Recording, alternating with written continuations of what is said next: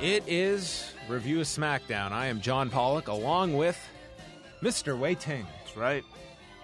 Yeah, was that the theme song I just heard? No, that was the Growing Pains theme. Oh, right. Oh, shit. Never mind. Because we play the SmackDown theme before the proper review, which will be played this week. Oh, okay. Got it. It will be. But I want to start off with Growing Pains because this was really sad news. The passing of Alan Thicke on Tuesday, at the age of 69. Of course, a Canadian. Did you say Canadian icon? I feel not at that level to you. Wait, what does icon mean? I mean, his death was a huge news deal on Tuesday night and is today. Of famous Canadians over the past 3 decades, I think he would be amongst the bigger names. I thought he was 3 decades, like 30 years. 30 years. I don't know about that. Dude, I feel like he was the I feel like an asshole, like saying, "Oh, he's not that famous." Well, the guy just died. In fairness, you and I didn't grow up in the '80s, where I think that was like he was the Drake of the '80s. Is that right? Okay. Okay, fine. I'll take your word for it. Did you ever watch Growing Pains? I did, actually. It was one of the first shows I watched after moving to this country. With Boner? I don't remember that. Don't you remember Boner? The friend? No, I do remember Leonardo DiCaprio. Yes, he was. Of course, he had a role on that show. Man, but that theme song is iconic to me. Growing Pains, I still remember that. Like as somebody who didn't even speak English, but moving to this country, yet that song resonated with me. So, as long as we've got each other. Yeah, great song. Anyway, but he didn't write that song. However, he did write a number of other TV show theme songs. That's right, he did. Which were they? Oh man, shit. Oh, okay. I thought you I have to look this up. I thought you had done some research because you brought the point up. I know he has done other theme songs, but I don't know them verbatim off the top of my head. I think he wrote like the Wheel of Fortune theme and things like that. There was one headline I saw where it was Robin Thicke's father, Alan, passes away. I was like, he gets his own headline. I feel Alan Thicke, enough people know he doesn't need to just be Robin Thicke's father. Yeah, I suppose that would be relevant to, younger people. Yeah, I get that, but I feel Alan Thicke, I mean, come on. Yeah, depends on the generation, I guess. I guess so. But, I mean, if you're his dad, I'd be pretty proud of that, to be called my son's father. And, it says that my son is very successful. I guess that's one way to look at it. So, some of Alan Thicke's more surprising theme songs. Okay. He wrote the opening music for Different Strokes and its spin-off, The Facts of Life. And some other ones. Oh, okay. Got I listed Sorry, them? I didn't know we were doing a Alan Thicke obituary piece at the start of this SmackDown review. You need to listen to how I start the show off with. Okay, got it. How are you doing otherwise? Pretty good. Yeah, I feel more energetic, I feel a lot happier watching a 2-hour edition of SmackDown than a 3-hour edition of SmackDown. It had a tremendous effect on my overall enjoyment of the show. Mine as well. I actually apologized to you after Review of Raw on Monday. I felt I was just like, I don't know. You didn't have to do that. Didn't have to. No, I didn't think it was your fault. I didn't think it was anybody's fault. I didn't think it was a bad show. I was listening back to it. I didn't think it was a bad show. Oh, I just felt at the end of it, I was like, I don't even know what I talked about for the last whatever time it was. We're talking about pro wrestling. Yeah, that's what. I mean, I do apologize to some of our listeners for some of the iTunes and Fight Network website issues that we were having. Yes.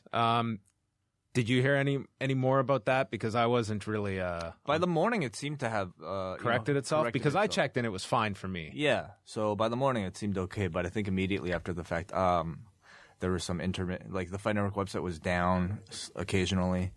It must be all that heavy traffic Monday nights after a Review of Raw. Everybody's just checking it, crashing our servers. Everybody just had to know what we thought of the go-home show to Roadblock End of the Line. You want to hear about heavy traffic? On Sunday night, after I was done the law, this is 2:15 in the morning, I'm leaving TSN.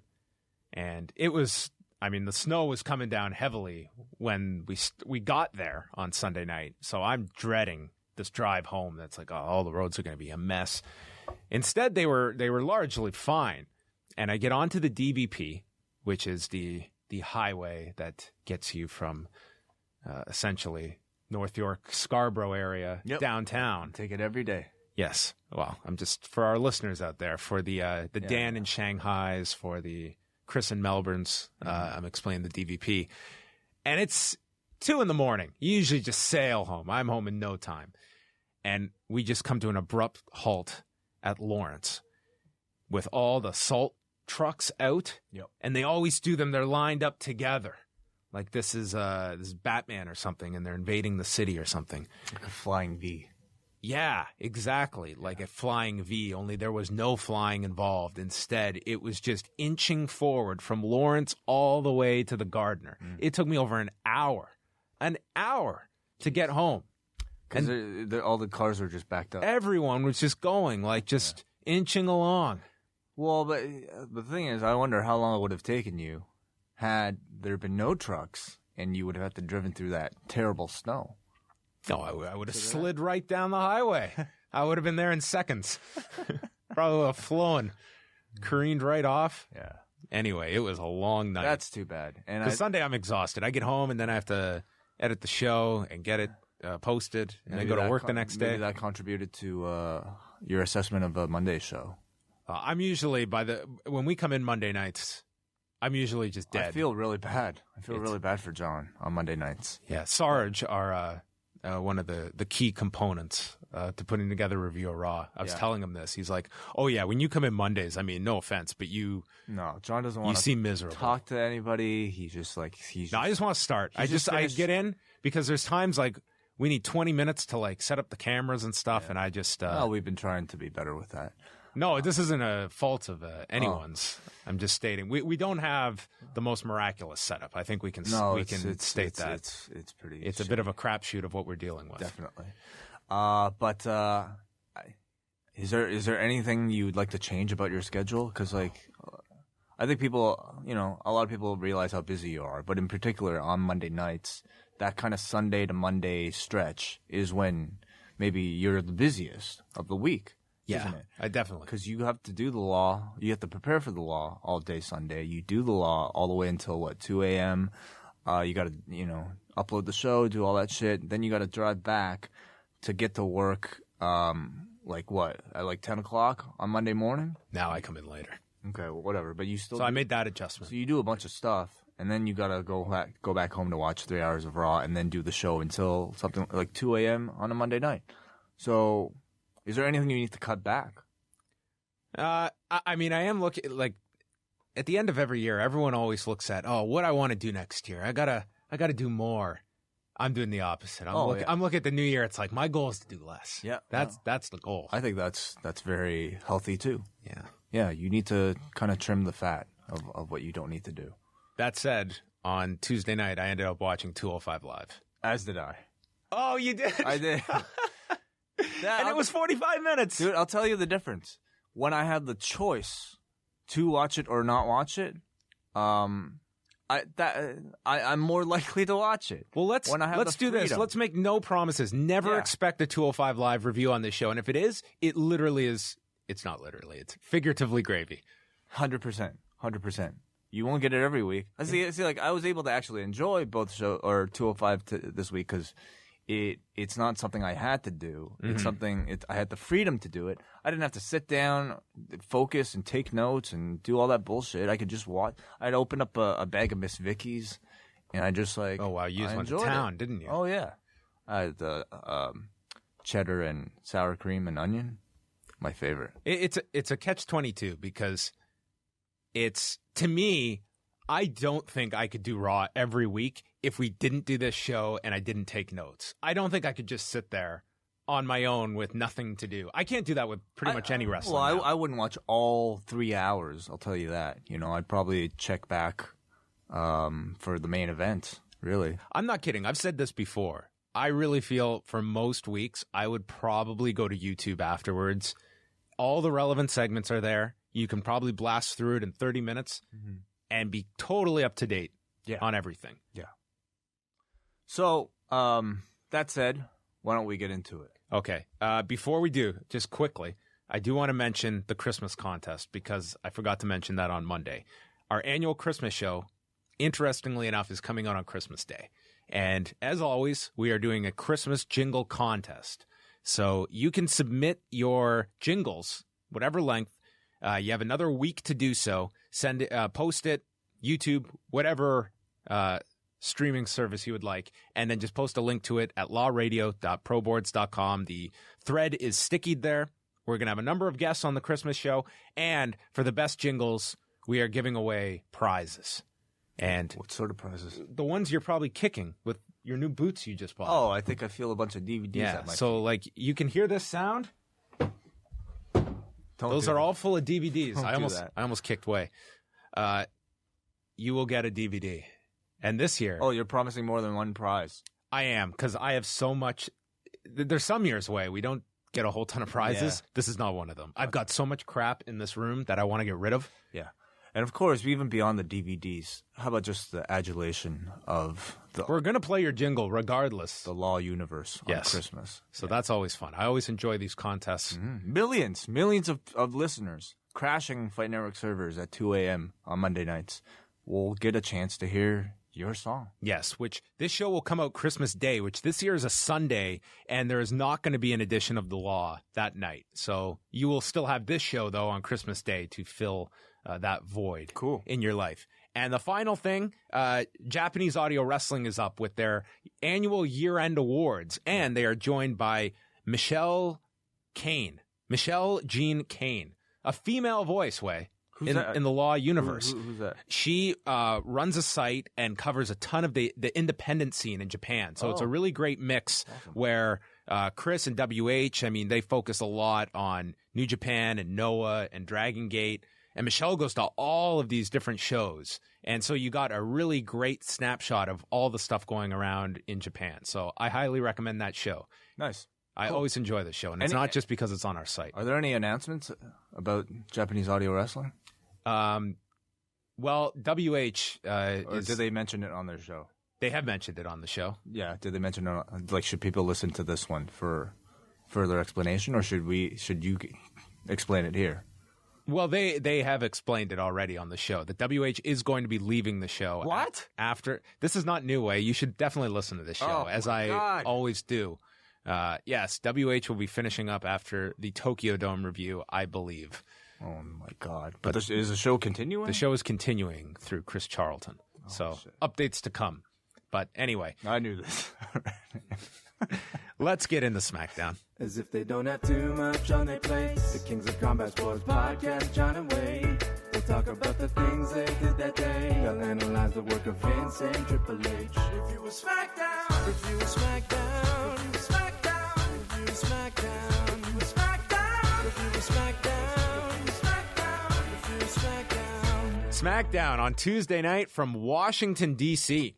It featured Shane McMahon and Daniel Bryan starting off the show by watching a replay of Miz and Ambrose, which this wasn't like the traditional WWE replay. It was like they were watching like a streaming version of SmackDown. Well, they were shooting the screen. Yeah, but the way it looked, it was like those YouTube clips where you'll get someone recording their monitor. It was a screener. Yes, as they say on the streets. Like sometimes you like go to Pacific Mall and you buy a DVD copy of a brand new release, and then you have to ask the guy that's selling the board. I don't support those illegal activities like you do, so you would have to be the authority. Okay, whatever. BitTorrent. Sometimes you download it and you're like, oh, wow, I can't believe this brand new movie is out.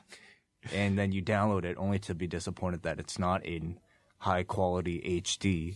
It's a dude shooting a camera, shooting the screen in the theater. Who's buying bootleg stuff and then crying about the quality? Bro, it's not HD. You should go on. Yeah, you can pay for HD. Yeah, what a concept. You should go on some of these websites where you see people complaining about all the free shit that they get. Huh? How about the comment section on our YouTube videos? Oh, those people who complained about the New Day record. Being spoiled? Not a millimeter of a tear formed for you. Complaining about that. You come to a Raw review hoping to not get something spoiled that has aired, that has ended. Shut up. Hold on a second. To be fair, I do understand some of their complaints because, like, the way YouTube works is brand new videos will just pop up on your home feed. You know what I mean? But then again, I of course I don't have that much sympathy for it because every review show is doing something like this. We're a news show in the end, so subscribe to us, but maybe turn off the notifications if you don't want to be. Yes. Or you know what, just stay off the internet if you don't want to be spoiled for. I love the ones when people go on Twitter and complain about, a show being ruined because other people are talking about it. It's like, I don't know what to say. It's like you're running into traffic with a blindfold on. What are you expecting the outcome to be? Yeah. I do understand if you're more sympathetic to this than me. I do understand if it's like a dramatic program, like for instance, like a Luke Cage. You don't want to be spoiled immediately after the show's been put out. Wrestling is a little weird because it is like fictitious, but it's also sports, and I don't feel that sports you should wait at all. Sports is something that happens at like live, and you should be able to talk about it immediately after it happens. Yeah. The New Day kept their titles. And now, today, they have broken the record. Yeah. They have now set the record. Gotcha. Is that a spoiler? No. Was there going to be some 24/7 rule in effect on Wednesday or Tuesday night where they could have dropped them? Actually, this is a spoiler, but I don't care.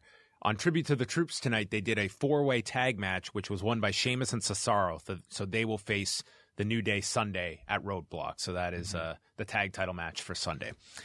Anyway, back to this and our tangent off of a replay. They're watching here from the main event last week with Miz and Ambrose where Maurice got involved, James Ellsworth got involved, and Ellsworth is there alongside Shane and Bryan, and he's sneezing and coughing, and he is deemed not fit to compete tonight, so his title shot is yet again postponed, and they need to find a new number one contender, and it ended with Shane McMahon bringing out some Purell and dumping the entire thing onto Daniel Bryan's hand. This looks so gross. I don't know why I thought it was so gross, but I just imagined like, when you pour too much of that on, and his hand, it was like dripping off of the hand. It's gonna dry out his skin. Oh, that stuff. This was just gross. Yeah. What about this way they clearly promoted this title match with like, it was going to be a coin flip if AJ would be ready to compete, and he clearly wasn't. And we just I get it. It's free, it's a free show. It's not like they promoted a pay-per-view title match. I don't even feel like they really promoted it. Nah, the ad aired on SmackDown where they promoted the title match. Oh, I didn't. As part of my review. That. On Monday, you mean? Yes. Oh, they did. Yeah, they had a SmackDown ad promoting the title match. I wasn't paying attention. But, yeah. No Ellsworth title match. Yeah, I mean, in the end, are people that upset? Yeah. Were you really looking forward to it? It was enough that they felt the need to promote it. Yeah, it's true. Maybe some were looking forward to this. So, but the way they wrote James Ellsworth off, I felt a little unsatisfied. This was his only involvement on the show. Yeah, and the way they put it, they were basically saying that the guy's out indefinitely due to this cold. Due to a cold. Yeah. So I'm trying to figure out when they'll bring him back. And if it'll be in the near future, or if they're going to wait until after, the new year? Probably? Well, next week certainly feels like a nothing show. They promoted nothing for next week, and everything is geared towards 2 weeks from now, where we're going to have AJ defending the title, which we'll get into, not against Ellsworth, and John Cena's return. So that's the big show they're pushing towards. So I can't imagine it happens any sooner. So it would have to be after that. In between there and the Rumble, you would think? So maybe if he can, no, it won't be. So James Ellsworth takes Styles Clash off of a staircase, and then he returns 5 days later. But a cold will take him out for probably 3 weeks, 3 to 4 weeks. Like, you could have really gotten this Super Styles Clash over. Was there any need to do this turn on Dean Ambrose, this fake turn that we're not even acknowledging is a turn? The only reason I could see was it was an out for the match. Yes, so that you wouldn't have Ambrose lose clean. And that was really it. Unlike tonight, where Ambrose will lose clean. Yeah.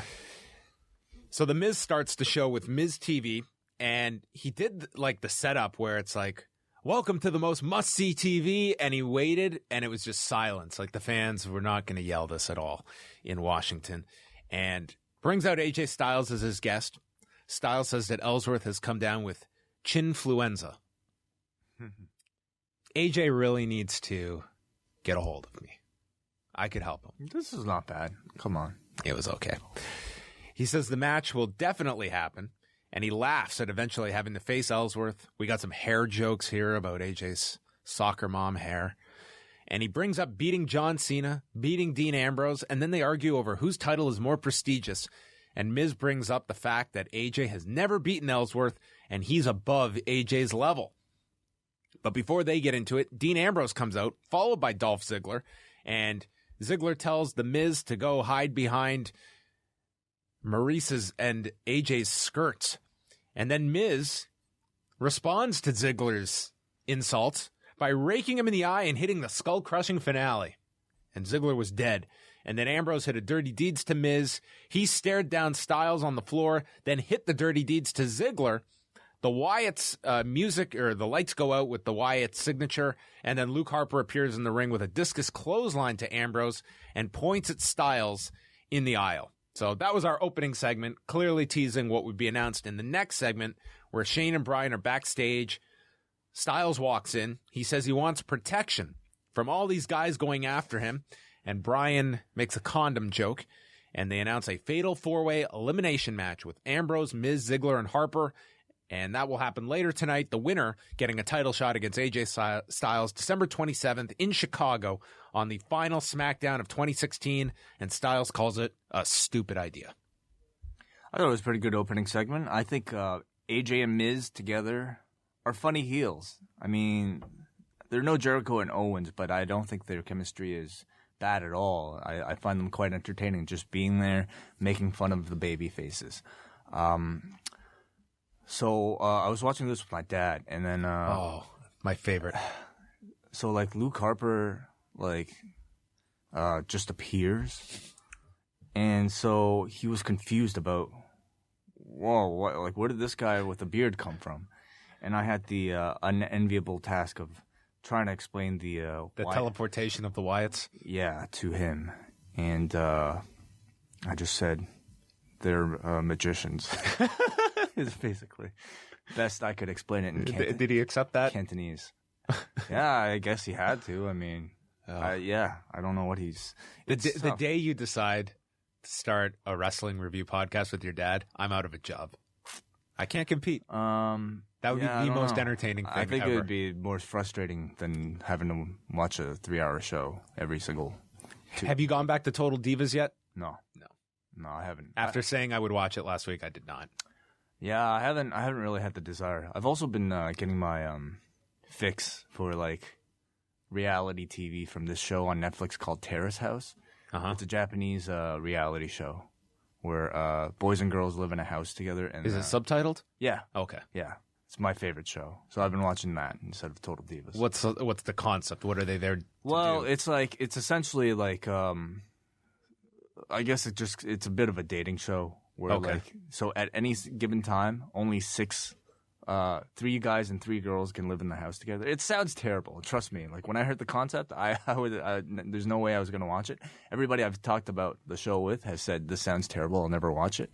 But once I watched it, I got fucking hooked because like it's like Japanese people have like a very unique or at least a very different way of like dating, it seems, than North Americans, or at least that's how it appears on this show. And it's a very I'm impressed with the way the show is able to kind of organically capture a lot of moments. Mm-hmm. It's not like it doesn't feel like a typical reality show where they stage everything with music and all that shit. But like this, just like I don't know. For me, it felt like the most natural representation of a people trapped in a house living together as you could get. So, you're getting my interest to check this out. Tara's house? Terrace. Oh, Terrace. Yeah, Terrace House. Okay. Well. Anyway, so... maybe we could get reviews of that from you. I'll be happy to. More than happy. I'd be excited to do that. So we continue on, and the match is made. And up next, Nikki Bella is out on commentary with the team and mentions on Total Divas this week they are going to Las Vegas to Renee Young's house. Cool. Natalya comes out, and she's pleading to Nikki that she did not attack her at the Survivor Series. And in classic pro wrestling conflict, Nikki has not responded to her calls or texts. Or DMs, I assume. Yeah. I think the next step is a babyface or a heel when explaining this to state, I sent you a message and my phone verified that you saw the text. Oh, ouch. Because that's a way you can get around things. That's one of the things, whether it's Facebook. That's something you reserve for a WrestleMania build, I think. That should be the women's title program. Seen by Nikki. And then you just you just turn around and you see the tear going down as they see seen by. Wow, ouch. Yeah. Kind of like you before Justin Terry's wedding. Yeah. When you were asked. Or on WhatsApp, it's the double check marks. Oh, I don't do WhatsApp. Oh, you don't? No, I'm not up on WhatsApp. So she's trying to apologize when she gets cut off by Carmella's music, and it's Natalya against Carmella. And Nikki explains to the announcers she doesn't know if Natalya attacked her, but she needs time to think and is confused. And then makes an argument that it could be Carmella. So I don't understand why you necessarily are ignoring this woman that you explain in Natalya that you've been friends with for 10 years. And you're not even going to respond to her when you feel there's a logical explanation it might not be her. I guess she's confused, You could kind of understand her. What if it is her? What if it is? Like, I would not jump to conclusion. If I was attacked from behind, as I was in New York with Peanuts, I would not just assume it was you, my best friend of 10 years. Uh-huh. And if you wanted to talk to me about it, I wouldn't ignore you for a week. I might not want to talk to you on the phone, but I don't like talking on the phone to most people. Yeah. But I would at least text, at the very least, even if I was suspicious of your motive. If you somehow benefited from whatever attack took place from me, like I was attacked, and then all of a sudden, you are covering UFC 206. Maybe you're a bigger person than Nikki Bella. I could understand Nikki's perspective, though. I wouldn't want to believe it's you. I would want to give you the benefit of the doubt. Who wants to acknowledge that their best friend attacked them? Where was this best friend? They're not best friends, though. But Nikki explained this. We've been good friends for 10 years. Good friends and best friends are different. Well, she made it seem much more. I mean, these two have been feuding. Yeah. But now we're supposed to believe. Now we're in the Total Divas storyline world where they're best friends. Where they have brunch together. I thought there was some decent, pretty good cross-examination between JBL and Otunga here. I think they were trying to hit all angles and really trying to add about as much depth to this really basic storyline as you possibly could. I was only paying attention to the commentary here. Oh, yeah. JBL put out this theory and Nikki shut it down, stating, well, you believe in conspiracy theories and the Loch Ness Monster. And then JBL says, well, maybe you staged the whole thing. And Nikki asks what JBL has been smoking. Yeah, clearly there's been a bit of a shift. A bit. There seems to be a lot, maybe almost an encouraging of, slightly more risque lines such as that. What's in your vape pen, John? Yeah. Where did you get your marijuana card? What's that? Oh, jeez. Carmella was a body scissors was applied, and then we got a guillotine applied to Natalya, which she broke out of into a Michinoku driver. Then Carmella blocked a sharpshooter, took a baseball slide from Natalya, and she's on the floor calling Carmella a liar, and then she pleads her case once again to Nikki in front of her, and then lands a forearm on Carmella. Natalya then is in the ring and still distracted from everything, turns around into an inside cradle, and Carmella gets the victory. Yeah, I found certainly the most interesting part of the segment was the commentary. And in particular, I really enjoyed JBL and Otunga playing both roles. And Otunga, I would expect a lawyer in real life to be pretty decent, at this. And I think he was effective. But I gotta say, I think Nikki Bella is such a poor actress that I almost feel like she could have done it. She could have been the one to stage this attack for herself, because how else would you explain how dry and wooden her acting abilities are here? Then they promoted the fact there are now over 7,000 hours of content on the WWE Network. And to personalize this, to put it into context. They stated that it would take you a year to watch all of this. Or 20 years if you were to watch 1 hour every day.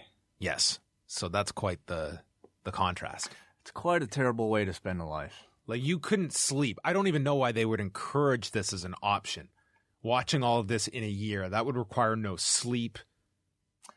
Yeah, it's one of those bullshit things. You know, how can we sound impressive? Because there's one idiot out there who will try it. Could you imagine dying from starvation or sleep deprivation because you had to prove them right or wrong? The WWE Network, it should come with a warning. Yeah, does this sound attractive? Like, let's say you weren't, doing this for a living, you were just a casual wrestling viewer. To hear that there's 7,000 hours of content that will take you a whole year to watch if you didn't shit or eat or sleep. Does that sound attractive to you? Imagine going out for dinner and that screws up everything, and then you got to stay in over New Year's and miss like the turnover into a new year because you went out for an hour and you have to bleed into a new year. It's great as when you buy one of these services, of course, you want as much as possible, but it's the same I have for any streaming service. It's overwhelming. You could never watch all this stuff. Like on Netflix, I see so much stuff. I would love to have the time to watch half this shit. Yeah. And I know I won't be able to. For me, the fact that Netflix has so much content is not really the draw. It's the quality of the new content that they do have. That's the draw. It's quality and convenience. Yes. I don't have to drive now to go rent a movie. Right. Which was not all that long ago. You had to do that. So in my opinion, perhaps like instead of touting how much you have in your servers, how big like YouTube could tout, hey, we have a lot of video. It would take you 20 years solid to watch half of what's on YouTube. But if it's all shit, I'm not going to care. No, I'm not saying all the stuff on the WWE Network is shit, but there definitely is a lot of shit, including Nitro from July 1999, which took 5 years out of my life, probably. Are you still recovering from that? I think I am. But anyway, like, I feel like maybe a more, they have been, they've been trying to talk about all the new content that they do have. I just wonder how valuable it is to, claim that, hey, we've got 20 years worth of content for you to watch. What's the last thing on the network you watched just for your own enjoyment that wasn't related to the show? I think there's a lot of great stuff on the network. I agree. Anytime they do one of those JBL interviews, I watch. I'll watch the 24 specials. I think those are great. If you can kind of get by some of the bullshit sometimes, but they're very well done. That's the fun part. I even watch Storytime. I haven't seen Storytime just because I was bored one day. Yeah. It's not something I'd go out of my way to watch, but I think it's it's all decent programming. I like those kind of programs where you flip it on. Yeah. And again, I think there's a much easier way in Canada to just throw it on because it's an actual television channel that you can just flip on, as opposed to, I'm not going to do that on a laptop. Just throw on the network. Yeah, I would. I mean, if I just, sometimes I just like having the TV on. Mm. And I think if you're a fan of wrestling, to own this channel and to just watch the live stream is actually a very enjoyable thing and totally worth, I think, whatever money that they're asking for, in my opinion. But that to me is more enticing than, being presented with 7,000 hours of content. That just doesn't really sound that appealing to me. It's like promoting a buffet that has 7,000 items. So it's like, I can't eat all this. I'll probably have 4 or 5 things. Would you rather go to the buffet with 7,000 items or the restaurant that specializes in like 5 things? Specializes. Definitely. Right. Though I do enjoy buffets. I do. I know. John Cena highlights from SNL, and then they promoted his return in 2 weeks, December 27th in Chicago. What would you forecast will be the setup? Is this the Cena Styles rematch that they will start to kick into gear? I believe he'll enter the Royal Rumble. Yeah? Yeah. I could see them doing that title match at the Rumble. Because I don't know what else AJ does at the Rumble. That's true, actually. Because you wouldn't put AJ in the Rumble. Yeah, and, you could clearly see that they're kind of running dry with opponents for him. It's either Cena or Ellsworth that he's defending against at the Royal Rumble. That is true. I think it's a pretty obvious way to go. How do you think the Rumble's doing? Like, I mean, sort of like what are we, like a month out? A month and a half out? A little over a month. January 29th. They haven't really announced anything yet, but outside of the Rumble match itself. Right, outside of that. But do you forecast, like, do you think that Lesnar and Goldberg in the Rumble itself is enough of a draw, or do they need more? No, I think there will be more. I don't know if you do AJ and Cena, you do those two in the Rumble, which I think Goldberg and Lesnar have a lot of momentum coming out of Survivor Series. So I think that is notable. Taker? Yeah, do you see him being in the Rumble? I mean, Taker coming out and explicitly saying that he's no longer being defined by WrestleMania says to me he'll at least make an appearance at one of the major shows outside of WrestleMania. And to me, the Rumble seems perfect. That would make all the sense to me. Yeah. Where is it again? San Antonio. So, I mean, Texas. Not that it really matters for Taker, but, you know, I feel like he should. I mean, there's also another San Antonio dude who's having talks with the company right now who might make an appearance. Yeah, perhaps. Wrestle, I really can't see him, doing a match. But, he could do something on the show. Yeah. You know, just I think the scope of or how large the venue is, they really have to kind of make it almost a semi WrestleMania level in terms of stacked a level of card, and I definitely think they need more. You know, than just. Do you think Goldberg Owens and Jericho is on that show, or are they going to try and keep this until WrestleMania? Sure. I feel like they could do it at the Rumble and still have enough momentum to carry on to rematches throughout until WrestleMania, in my opinion. Then we go backstage, and comedian Gabriel Fluffy Iglesias. Okay, I was trying to figure out who this was. I no clue. He's a pretty well-known comedian. Is he? Yeah. Is he more popular than the YouTube girl from last week? Yes, he's more popular than her. Looks a lot like the kid from Modern Family, like growing up. Okay.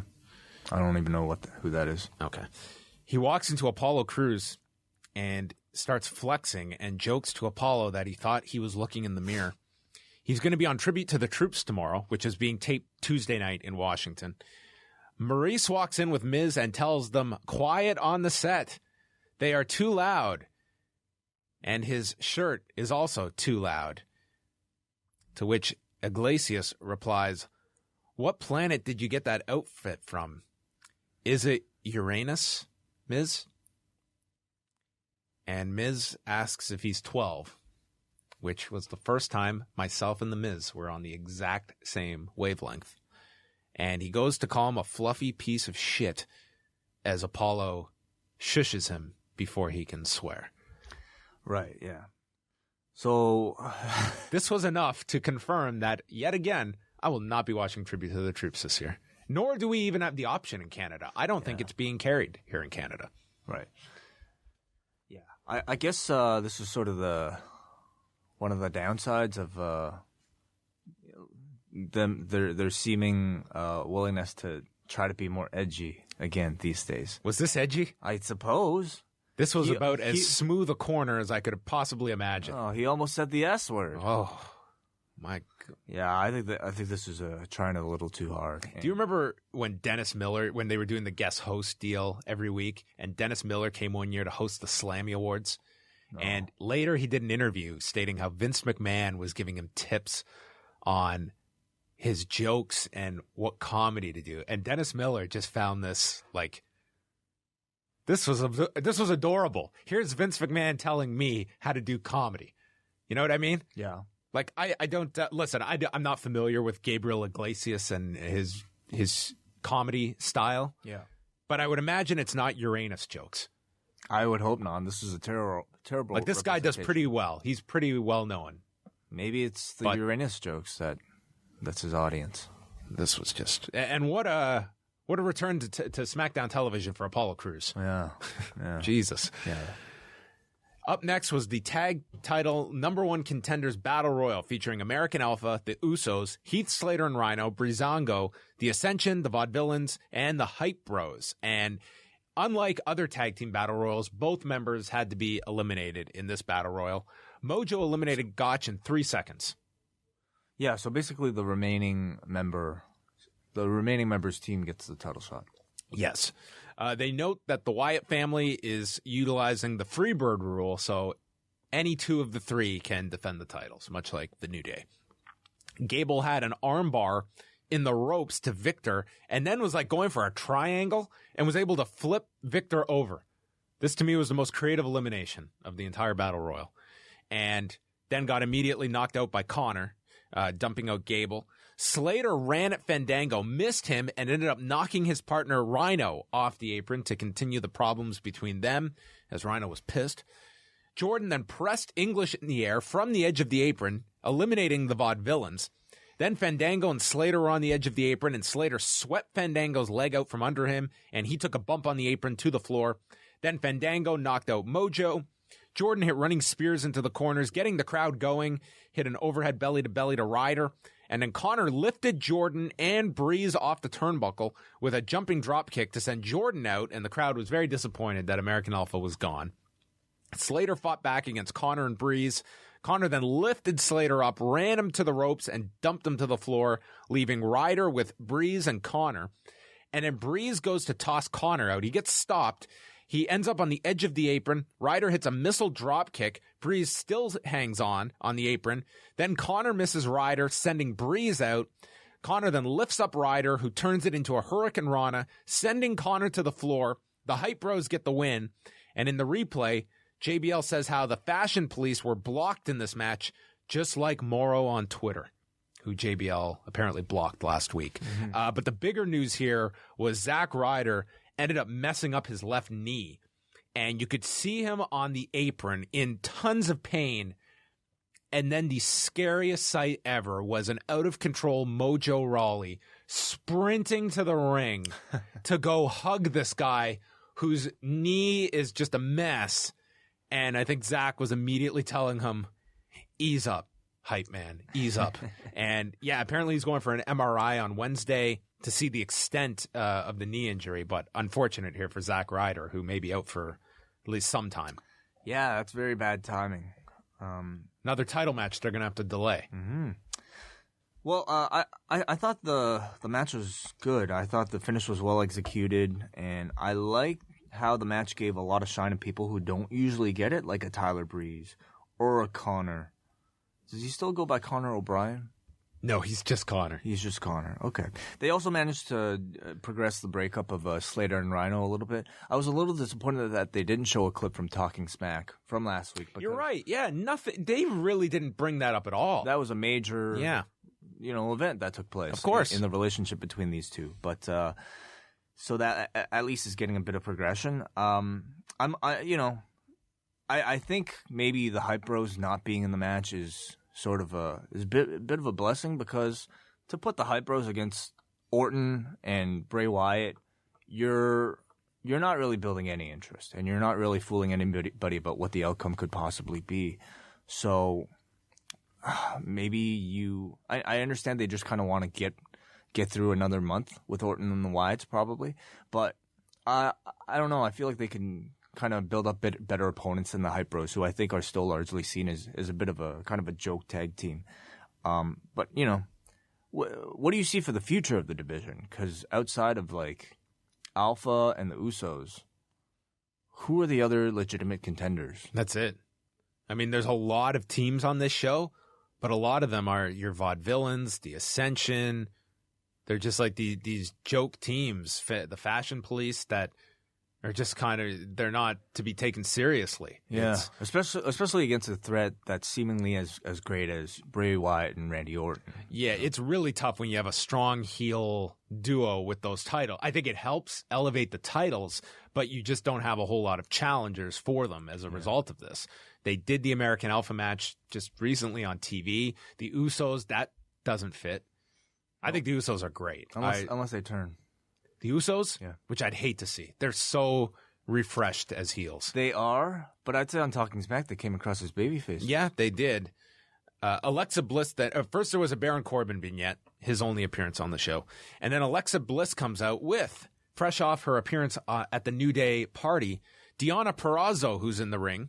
And Bliss grabs the mic and says she doesn't do charity cases and calls Deonna Jane Ellsworth and not to invade her personal space, and then nails her with a forearm and throws her to the floor. This prompts Becky to come out and says that she caught Alexa off guard last week with her request for a rematch because she wasn't in her ring gear, but now she is in her ring gear and she wants the rematch now.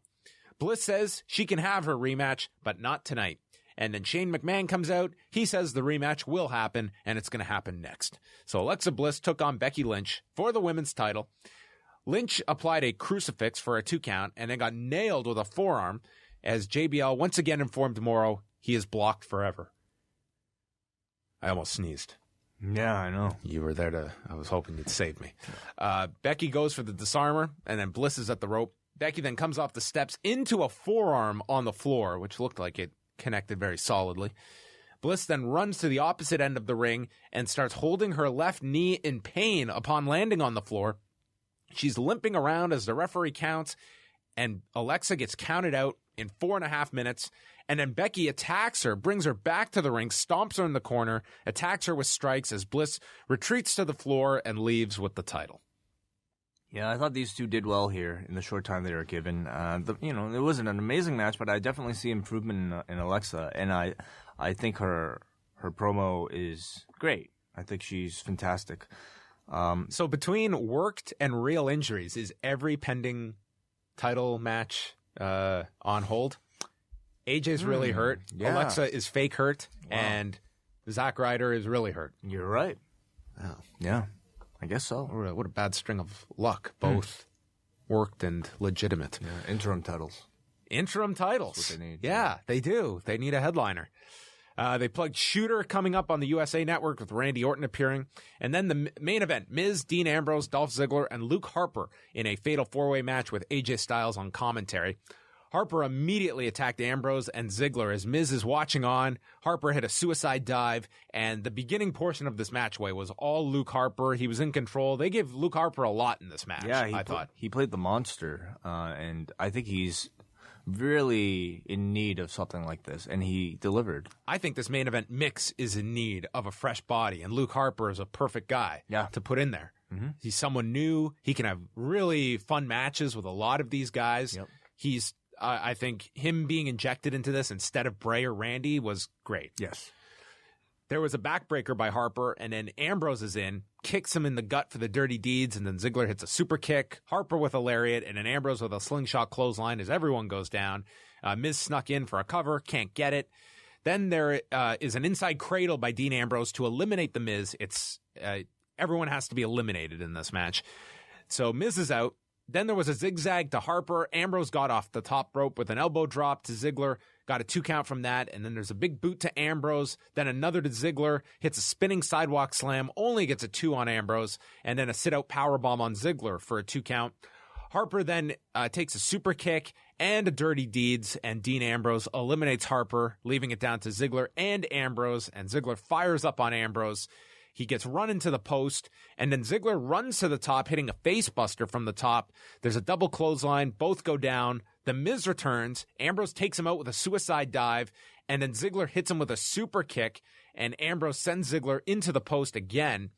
Miz then grabs Ambrose by the leg from the floor. Miz gets thrown into the barricade, and as Ambrose returns to the ring, he eats a super kick, and Dolph Ziggler pins Dean Ambrose, and Dolph Ziggler gets the title shot against AJ Styles in 2 weeks. Good main event. I really enjoyed the match. Booking Dolph in the role, though, I do have to kind of question. I mean, maybe I don't have to question because everything that they're kind of doing seems to be just to set up a bit of a, I guess, sort of a, time filler match, for lack of a better word, for that show. And I think it just kind of goes to show just how weak their roster is. First of all, like having a Dolph Ziggler in there in storyline, how is this guy worthy of a title shot in the first place? The guy lost multiple IC title matches against The Miz, and what has he done to actually deserve this world title shot? It's like Holly Holm having 2 losses, and now she's fighting for the newly created women's featherweight title. But at least that's a new title. You can somewhat justify that. But Dolph is supposed to be, if in the theoretical rankings, way below, a lot of people. So to tell me that this guy is your top 4 in your list of contenders, I think, kind of hurts the perception of your titles. Why wasn't Baron Corbin in this match? Just won at TLC? Great question. Well, he didn't show up at the front in the first segment. He missed out. So he was playing the role of Chris Cyborg, where they said, hey, if you're not ready, this bus has to move along. I just wish that they put a bit more care in the explanation of something like that. I'm sure you can make up some bullshit reason.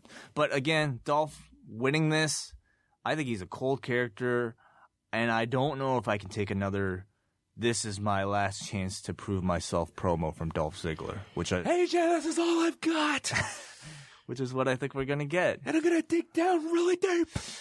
Oh, he's totally on Talking Smack next week. We're getting that promo. I think it really shows you the lack of depth in that SmackDown roster. Much right now hurting much more than Raw. And then it ended with a Rich Swann promo plugging his match with T.J. Perkins on tonight's 205 Live. T.J. Perkins, yes. Rich Swann plugging the match with Perkins. So this was nothing either. No, this was him. It was really corny. Can you handle this? Oh, it was so corny. I don't know what they could do to. I'm not saying I have any answers as to how to get the cruiserweights over, but yes, you're giving him TV time. That's a good thing. But you're giving him TV time. But you have 20 seconds. Go. It's just he comes across so corny. And if I was just a regular SmackDown viewer, there's no reason for me to actually, stay tuned to the network to watch this guy just because he's got a catchphrase. This literally was him saying, "Hey, I'm wrestling this guy." Next. Maybe shoot an angle or something. You know what I mean? But just to have a guy appear for 20 seconds feels like they're just kind of fulfilling a requirement. What ideas do you guys have to get the cruiserweights over? Well, I don't think they're getting enough TV time on SmackDown. Maybe we should give them 20 seconds to talk. They're in the closing segment tonight of SmackDown. And it's just this. I don't think it was effective.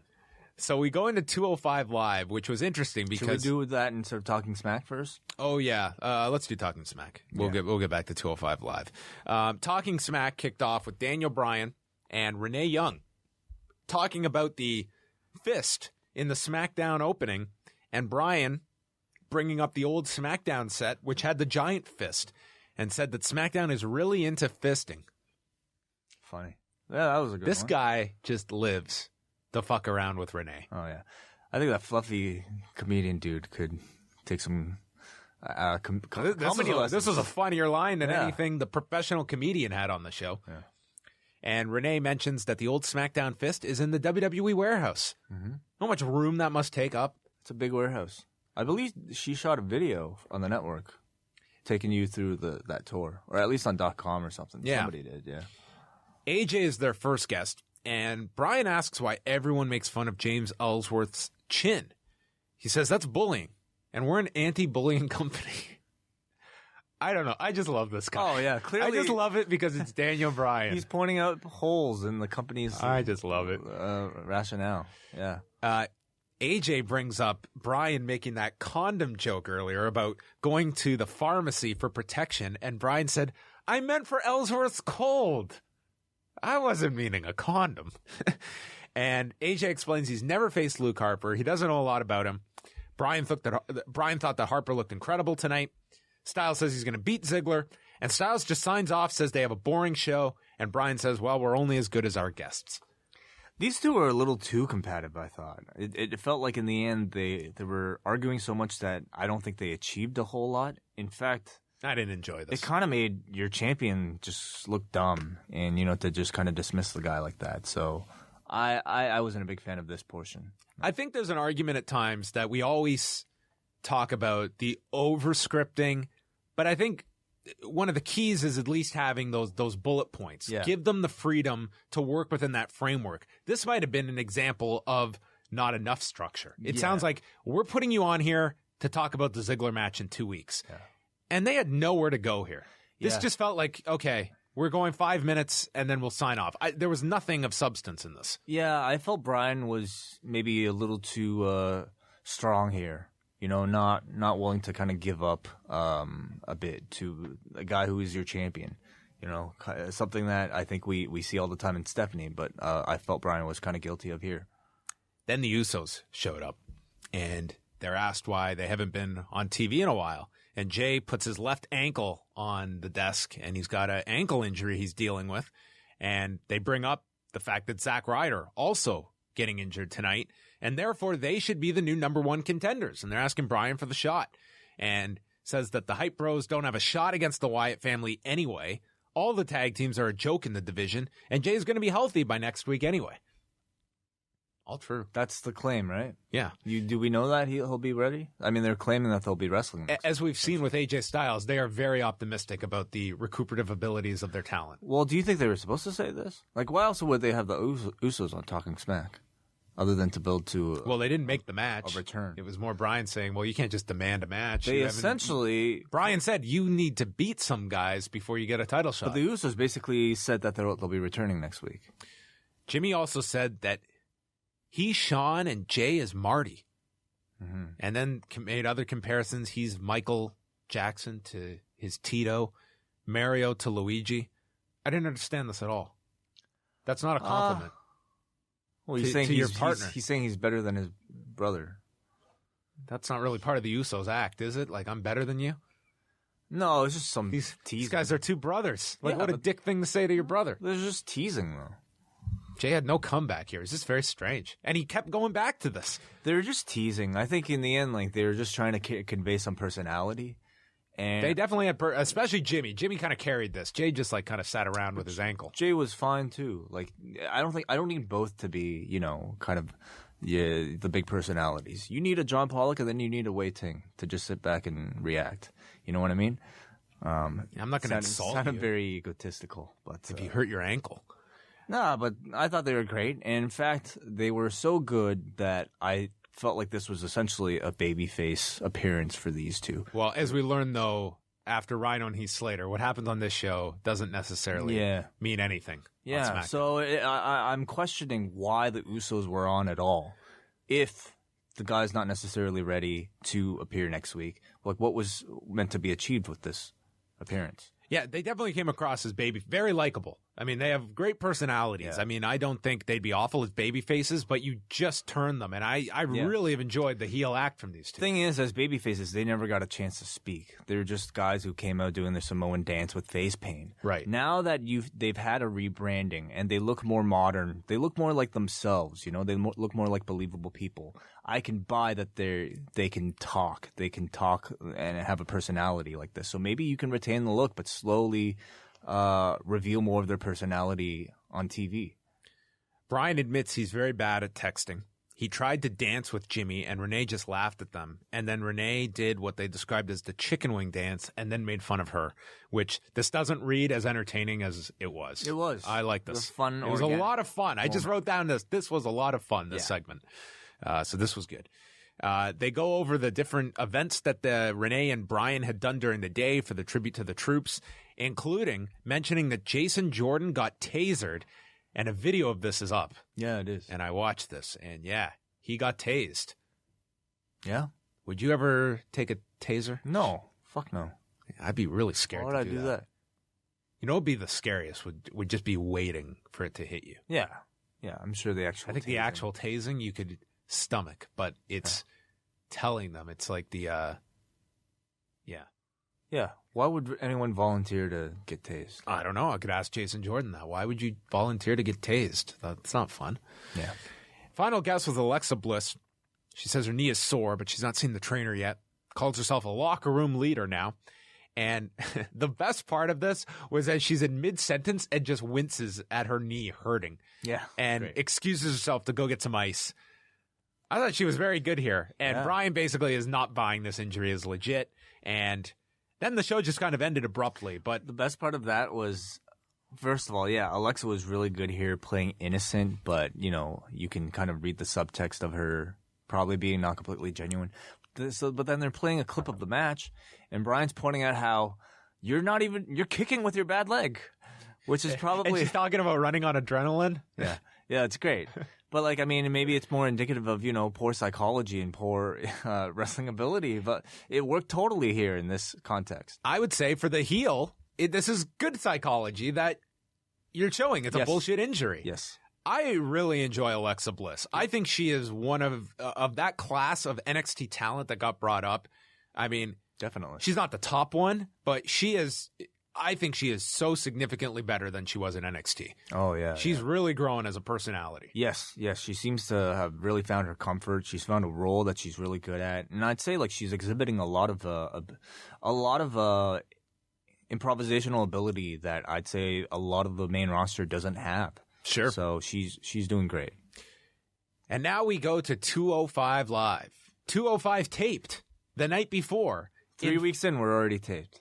So why not just abandon the concept completely? Come on. Well, this was taped on Monday because they had to do the Tribute to the Troops tapings on Tuesday. So not only were the matches done Monday night, but they also flew in Morrow and Austin Aries to Philadelphia on Monday night to call the matches from the Raw broadcast position. They taped Tribute to the Troops before to the Troops before or after? After SmackDown. After SmackDown. So they ended up taping. SmackDown was not live. It was started earlier. So all the troops get like fill in the arena afterwards after SmackDown. Is that how it works? Well, they were doing all the tapings there, and I imagine they would. So they tell have a everybody free ticket to go. They tell to everybody. Both. They tell the SmackDown audience to leave so that you can make room for the troops. I think it's all the same audience. We can go through the spoilers if you want.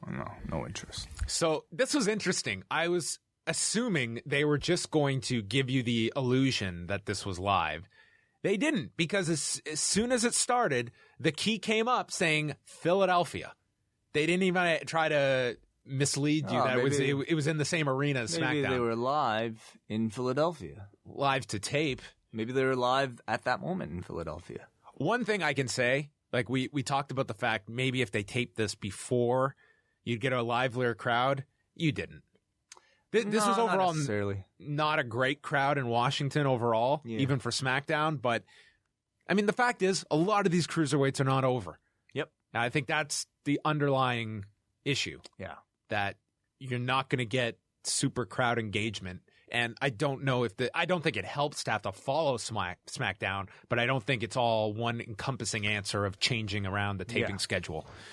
So, we start off with Jack Gallagher and Drew Gulak, and Aries apologizes for last week comparing Gallagher to Mr. Pretzel when he meant to say Julius Pringles, which to me tells me he was inundated with corrections on Twitter.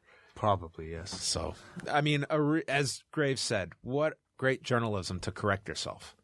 I didn't know the Mr. Pringles had a first name. I didn't either. I looked it up. He was accurate. He looks exactly like the Pringles guy. He does. Yeah, he does. There was a headlock takeover by Gallagher and then a hammerlock by Gulak, rolling crucifix spot. And then Aries says that both men have carnival roots and they can go back to playing with balls and swinging from poles, which was infinitely, I guess, more edgy than Gabriel Iglesias and maybe even Daniel Bryan's line. Perhaps. Yes. It's the Attitude Era. It's back. I guess maybe the leeway is on the WWE Network. Sure. That would make sense. Gallagher ties up Gulak in the pretzel and then kicks him in the ass. Gulak gets up, hits a big boot, and then Aries points out that Gallagher's knee appears to have recovered. It's got no tape, and he's showing no issues from it. And Gallagher wins with the running drop kick in 5:51. Yeah. This was not Arya Daivari.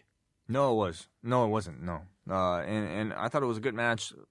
Gallagher, I think a lot of his spots really didn't come across as impressive or as over to this crowd as you might have seen before.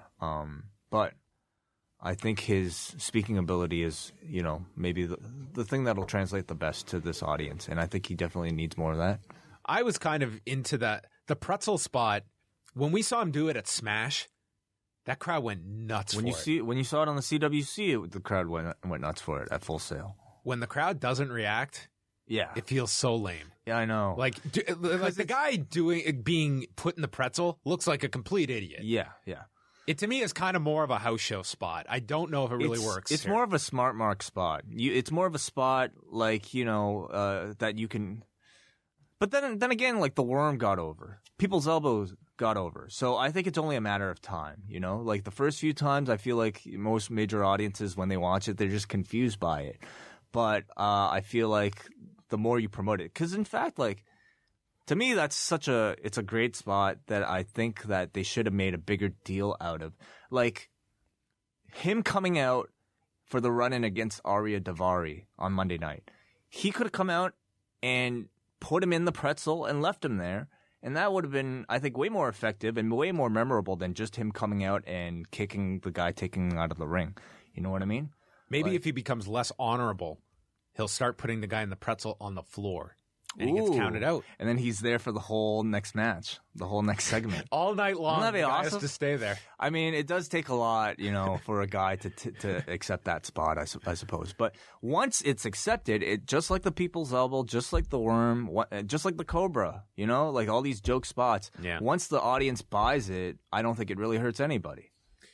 Perkins is backstage in the locker room. Swan walks in and says maybe he has been lucky lately, but he's still feeling lucky.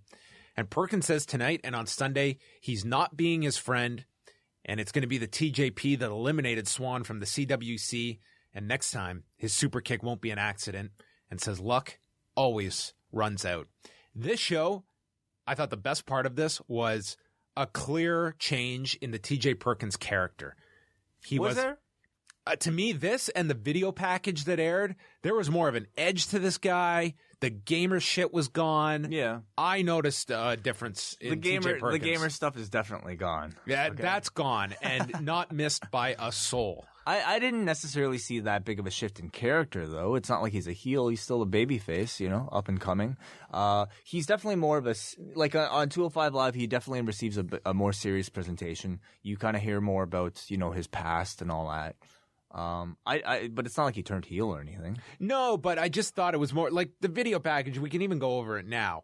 He's talking about in the video package that he's a model for his generation and talks about having confidence and says there's no one out there who talks like me, sounds like me. Right. And it's my responsibility to represent this generation. I like that a lot. I think that's a way more believable and way more enticing. It wasn't a radical change, but I thought it was a positive adjustment to his style. Yeah.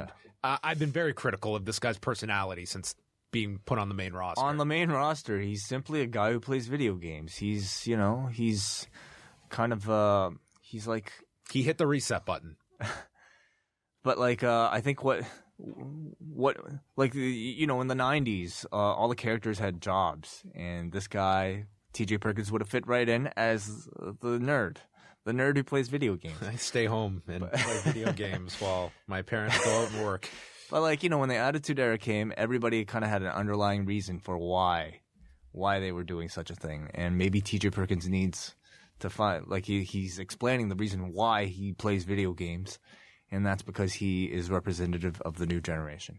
Maybe he's just like, he was picked on so much at school, he resorted to staying at home to video games as a form of escapism. And now he's... I don't know. Like, so there's something deeper. Then we had a Tajiri promo mixed with CWC and old WWE clips. So Tajiri, in fact, will be on 205 Live. He was not part of that group that was introduced on the first show. No, he will be there. And did the recent show in Osaka, the NXT show. Gallagher is backstage and he's interviewed by Tom Phillips and says his knee is now in optimum condition.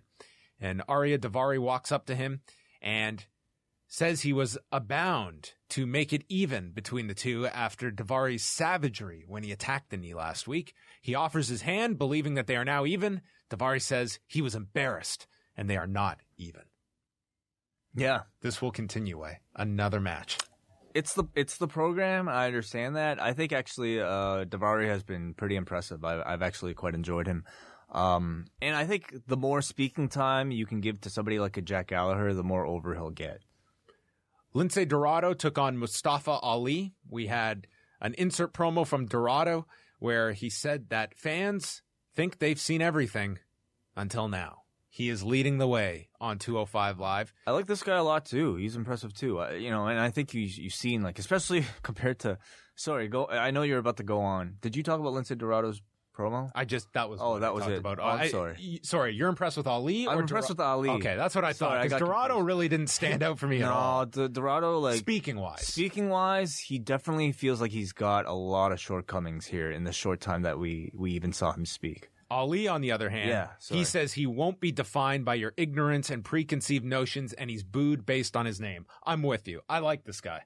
Yeah, I like Ali. And I guess like on a 205 Live, and on the main roster of the WWE, I think speaking is more important than how you can wrestle. Both these guys can wrestle. I would say Dorado even a little better, but the speaking I think is more important.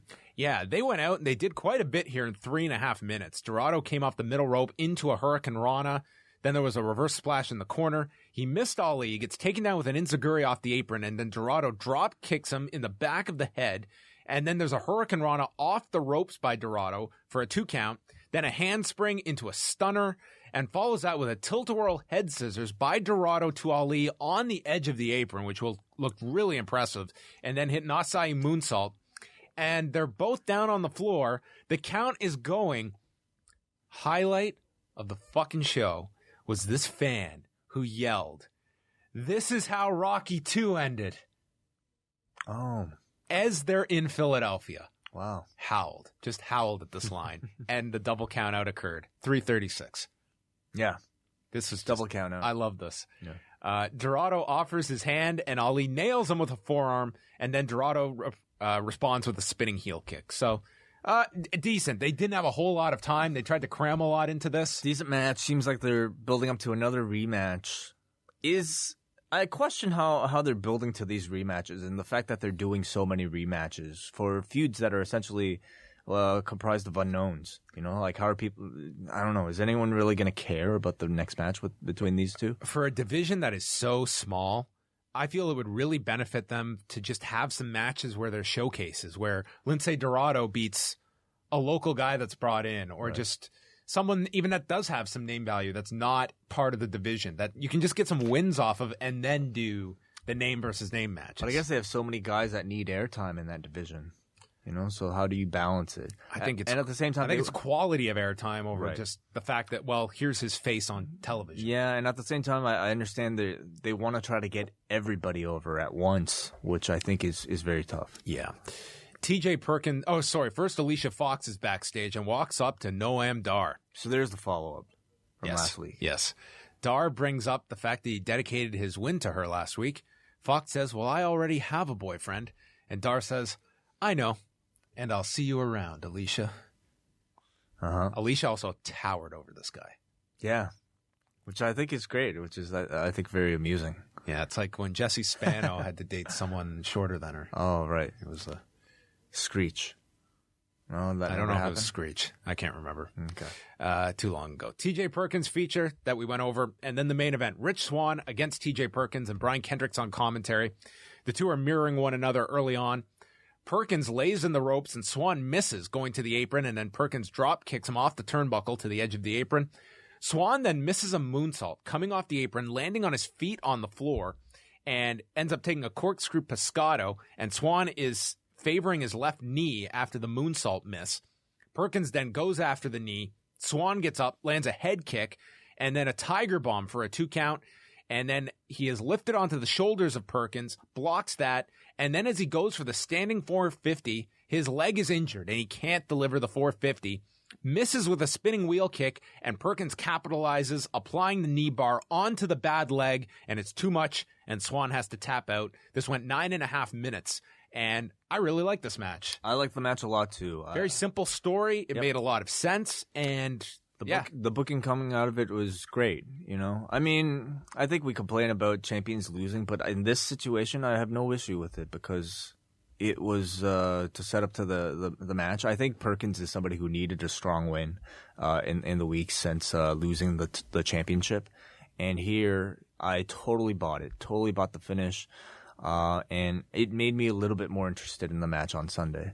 And I thought on commentary, I love the interaction between Aries and Kendrick. Again, I feel like two heels talking to each other, making fun of all these other people. It's fun to watch, So I thought he and Kendrick were Aries and Kendrick were great on commentary tonight. Yeah, and then Kendrick went down to the ring after the match. Perkins super kicked Kendrick and then went to go super kick Swan, but held up and stopped, telling Swan he could have had him, and then points to Swan's title. So all in all, I thought this was a pretty good show for the TJ Perkins character. I like the main event. I might go, so I don't know if any of the matches here were at the level of the first two Kendrick Swan matches that were on 205 Live. But from start to finish, this was the 205 Live I thought was the most effective of the three. I enjoyed the show. Yeah. I like this show. I really like the main event. And it was 45 minutes, which was nice. Yeah. Although it doesn't, honestly, I didn't even notice the time. For me, it's like, if the quality of the wrestling is good, then I'm happy. And I feel like 3 weeks in, we know what to expect from the crowds. We know that they're not going to go crazy. It's not going to be Full Sail. So they're not as jarring to watch, like these matches and to see crowds kind of not necessarily react. So I feel like collectively we're blocking out these audiences and just kind of focusing on the matches. And they're great matches. These guys are doing really good. I got to say though, the wrestling is great. The acting is atrocious on this show. It's really bad. Like, it's worse than like the main roster. You know what I mean? And I think it goes to show that these guys coming out up from the indies, a lot of them are great wrestlers, but they haven't probably had the experience of what it requires, what the WWE requires for their format of acting. And so I think a lot of these guys could use a lot of development in that area. And I'm looking at guys specifically like a Lince Dorado who really needs to, find his inner charisma and his personality. So let's go to the Law message board, and we're going to wrap this show up with your feedback. First from Deezy. Turned it off after the Tag Team Battle Royal. If they're saving the American Alpha push for a more opportune time, at least give Orton and Bray credible opponents people would take seriously. That's a problem with SmackDown. The emphasis on NXT goofy characters has killed what little credibility tag team wrestling had. Look at Raw. They can have a triple threat with their tag division and be on par with the same match with main eventers. You couldn't do that with SmackDown. Alpha and the Usos, only official teams that are not goofy characters. Chris from Melbourne. That battle royal was something else. The hype bros seemed to come from nowhere. Then after SmackDown airs, WWE.com confirms Ryder is injured. I understand why they want to hold American Alpha off until the new year, but who do you think will take on the Wyatt family next? For this, if Zack is in fact hurt, I mean, American Alpha would seem like the team in place that they would insert there. That would be about it. I don't know if there's really another viable one. But at most, I see that as a television match. That doesn't feel like something you could hold off until the Rumble, for instance, especially with the Hype Bros. Yeah, I think it's tough. It really is. Or Mojo finds a partner. Could you see the Wyatts possibly facing any of those other teams that are in there? Babyface team? There's not a whole lot of options. What are the options as far as babyfaces go? It's American Alpha, the Hype Bros, and that's about it. Those are your babyface teams. Is there no other babyface team? Vaudevillains, Breezango. I mean, Heath and Rhino, I don't really consider a team even at this point. They're breaking up. Wow. Next one here from Pastor Doug. God, I love the booking logic of Ziggler. Guy can't win the IC title and is now inserted into the world title picture. It's not about winning, it's about trying hard, and Ziggler tried pretty dang hard. Speaking of turds backing up the toilet, James Ellsworth. I want this guy to win the world title, and on the very next episode of SmackDown, I want him defending it in an open challenge. Outwalks Samoa Joe, the plumber, who proceeds to murder Ellsworth, who will undoubtedly be back on TV on Talking Smack, no selling, and sets up Styles and Joe going forward. If we can't get Brock and Joe, Styles and Joe would be a nice consolation heading into WrestleMania. Holy Water still available for $99.99. I think now's a perfect time for Samoa Joe to enter the SmackDown title picture. Now it really is. They really need someone. Like Luke Harper, I didn't realize till that four-way. It's like, what a breath of fresh air. Yeah. That it's not even a knock on the talent. Like, there's good talent, but it's just, you've seen every incarnation of Ambrose, Styles, Ziggler, Miz. That's just a Harper in there, much less a Joe that could 100%. Really use that refreshing. We go to our next piece of feedback, who says, since the WWE has a rematch clause with every singles title, shouldn't the same rule apply to the SmackDown tag titles? Shouldn't Rhino and Slater get a rematch right after, rather than having a battle royal to determine the number one contender? Well, they had it last week on the show. The rematch was last week? That was where they ended up losing, and Rhino blamed Slater. They lost the titles? They lost the titles On at TLC, and then had the and then rematch on SmackDown, which led to the Talking Yes. Smack segment. Yes, that's right. I forgot. Paul from New Jersey. The whole Who attack Nikki angle is a bad episode of Total Divas. It sucks, and everyone involved is just dreadful. I don't care who attacked Nikki. Miz is great and needs to be in the main event scene. I just hope he drops the IC title before he does so. Raw was better this week. Okay, we got a Randy who says this episode of SmackDown was wildly terrible and nonsensical. The Hype Bros are supposed to be believable contenders to Bray and Orton.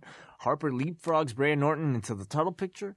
Ziggler gets an opportunity to win a world title match despite not being able to beat Miz for the IC title. And on top of all that, after a month, it still hasn't become apparent why Tom Phillips is on the SmackDown announce desk. What is going on with SmackDown?